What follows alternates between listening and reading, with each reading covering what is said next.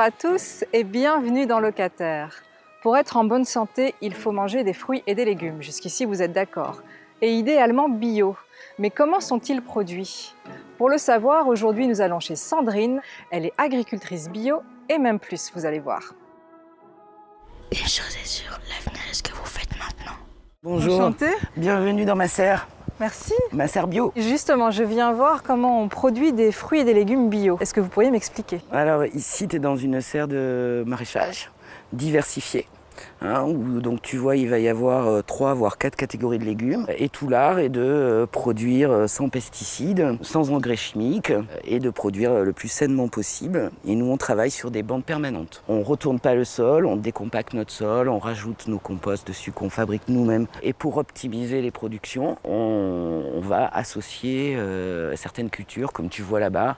Tu vois mes courges de Nice ? Ah oui, elles sont... Ouais, elles sont de grandes. taille, tu vois, t'en as une là qui est immense. Et dessous, tu vois que j'associe du mesclin. Et là, ça permet d'éviter de mettre du désherbant? Là, c'est que ça me permet de faire 2 cultures sur un même endroit, déjà. Ensuite, la salade, elle fatigue pas mon sol, donc ça laisse la courge s'alimenter convenablement. Et ensuite, en effet, ça fait un couvert qui permet de limiter l'enherbement. Ça, c'est un 3e effet intéressant positif pour l'agriculteur.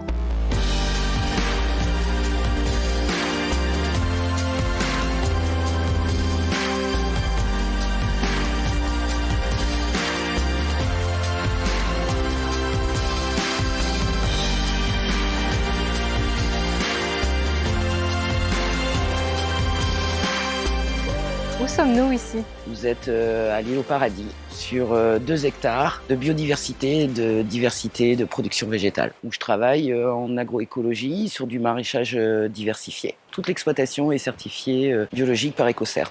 Quelles sont les règles que vous suivez pour que ça puisse être une exploitation de fruits et légumes bio? Alors nous, on va un petit peu au-delà du cahier des charges de l'agriculture biologique. On a 2 axes de travail sur l'exploitation, c'est l'aménagement de la biodiversité et puis la santé du sol. On entretient les pestes végétales, on en enlève certaines, on essaye de remplacer avec des endémiques, tout ça évolue en permanence. Vous entretenez les pestes végétales, ça veut dire que vous entretenez les mauvaises herbes en fait? Il n'y a pas de mauvaises herbes en agroécologie, tout a son utilité. Là, on va prendre une petite fleur de papyrus et on va aller la déposer sur les fleurs de tomates pour lutter contre le thrips. On va déposer la fleur ici et on va la laisser travailler. On va en mettre une à peu près vers ce niveau-là.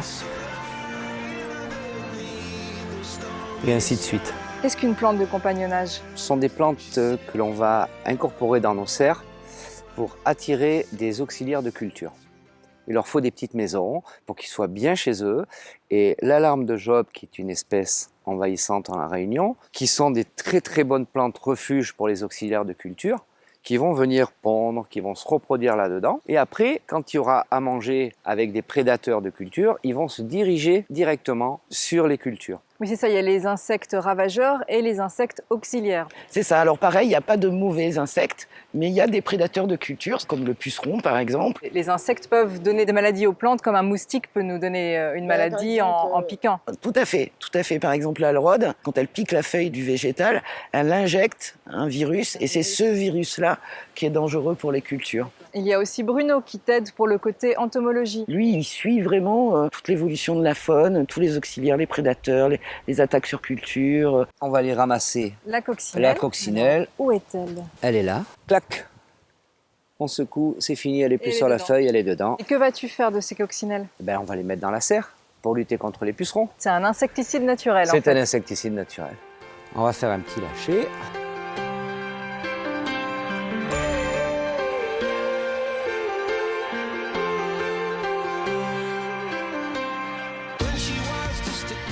Ça, c'est du mesclin qu'on laisse monter en fleurs pour pouvoir récupérer nos semences. Ce qui nous permet aussi de sélectionner les plus jolis pieds, ceux qui ont résisté le plus aux attaques de prédateurs, et d'acclimater nos semences au milieu tropical. Et du coup, ça, ce sera des semences bio.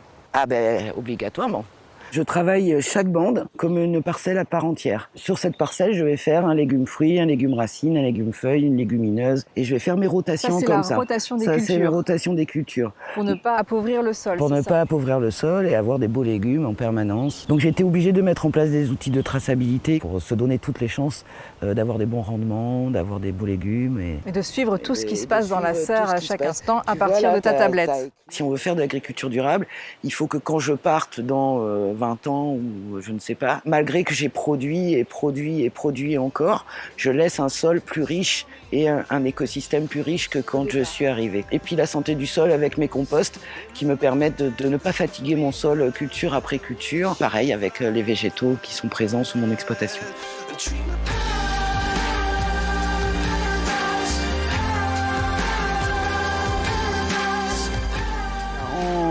Allez, grand maximum de mois, on a un compost d'extrêmement bonne qualité.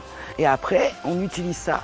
On remet ça dans nos bandes après avoir travaillé le sol légèrement. Dans les serres. Dans les serres, dans les asperges, dans le plein champ, etc. Même le compost est bio en fait. Ben, bien sûr, puisque c'est que mes végétaux. Vous êtes donc une exploitation labellisée bio et vous allez plus loin, vous faites de l'agroécologie. Est-ce que vous pourriez m'expliquer ce qu'est l'agroécologie? C'est un modèle de développement rural qui a plusieurs étapes et méthodes pour aborder une transition écologique justement et qui est voué à convertir des exploitations d'agriculture biologique. Ça montre bien que du conventionnel, on peut basculer vers une autre agriculture Un bel exemple. Et aborder une transition. Vous pouvez pousser les portes de l'île au paradis tous les samedis matins. Pensez juste à appeler Sandrine sur son portable afin de la prévenir que vous arrivez. Il est temps de se quitter, je vous donne rendez-vous la semaine prochaine. D'ici là, prenez soin de vous et de la planète. Pour que ça soit efficace, il faut stresser le datura. D'accord, il faut le stresser. Oui, Il faut qu'il reste calme, il faut le stresser. Mettre du hard rock.